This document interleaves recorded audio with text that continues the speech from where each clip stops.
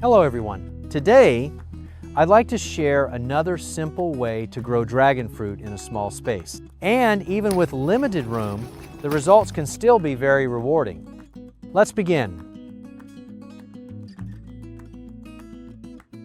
I'm using dragon fruit cuttings from the garden. When choosing the cuttings, this step is very important. I look for branches that are thick, healthy, dark green, and free from any pests or damage. Starting with strong cuttings gives the plant a much better chance to grow well from the beginning. I prepare the base of each cutting. I remove about 4 centimeters of the outer skin and keep the core. After that, I treat the base once more to help prevent fungal infection. It's only a small step, but it makes a big difference in keeping the cuttings healthy.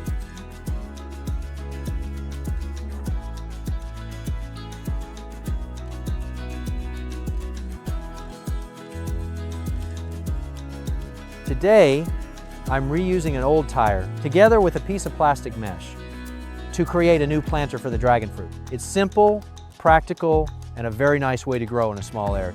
Dragon fruit prefers a growing space that is airy and drains well. So for the bottom, I use mesh to improve airflow and prevent water from sitting too long around the roots. First, I add a layer of soil. Then, I spread a layer of worm castings on top to give the plant a gentle source of nutrients right from the start. This works especially well for dragon fruit because its roots stay fairly close to the surface and benefit from steady feeding over time. Next, I place a bamboo pole in the center of the planter to support the plant as it climbs upward. I make small holes around the planter and begin placing the cuttings one by one. Now everything is set, and all that's left is to wait for the cuttings to form roots and begin growing. After planting, I cover the top with dried corn husks.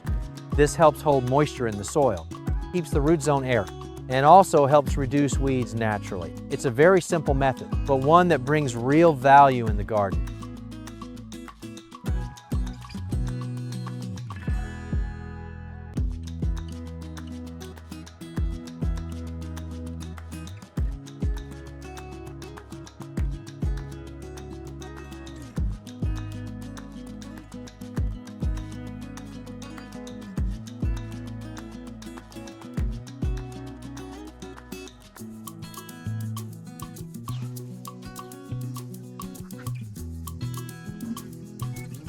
Look at this, after just 2 months. The cuttings have grown beautifully. Each branch looks thick, green, and full of life. This is a lovely sign of healthy development, and it shows that the plants have adapted well to their new home. By this stage, flowers are beginning to appear on many of the branches. I remove the weak or damaged buds and clear away any weeds around the base.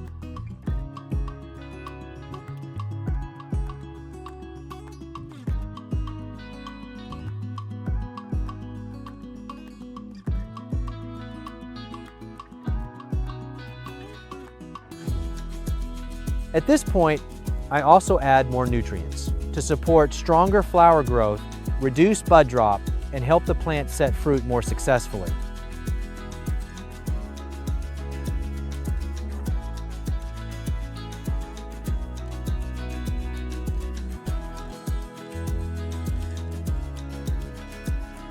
Just look at this flower. The dragon fruit flower is truly special. Soft, elegant, and beautiful in its own way.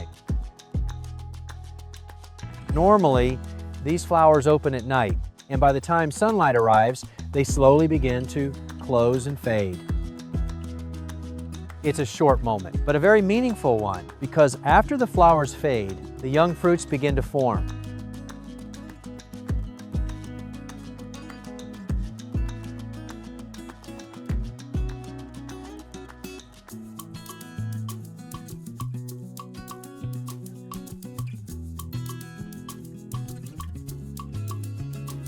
The white blooms are soon replaced by fresh green dragon fruit. Plump, smooth, and full of promise. During this stage, I remove the smaller or weaker fruits so the plant can focus its energy on the best ones.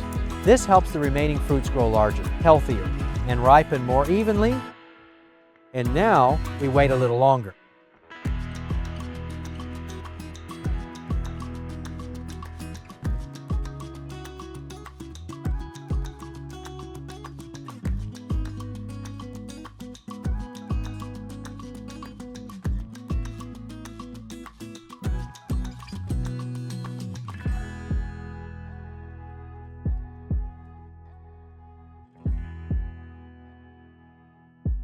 And finally, here is the result we've been hoping for.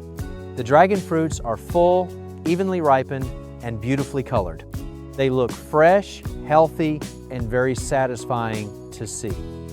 All the time and care put into the plant has now turned into something truly rewarding.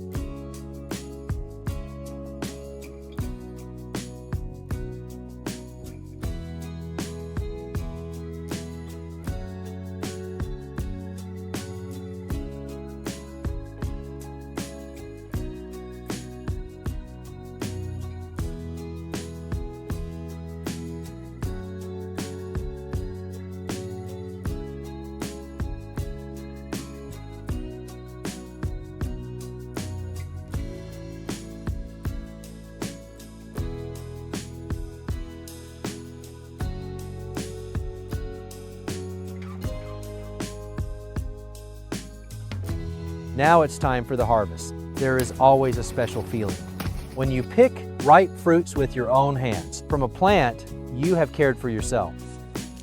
Thank you for spending this gardening moment with me, and let's enjoy today's harvest together.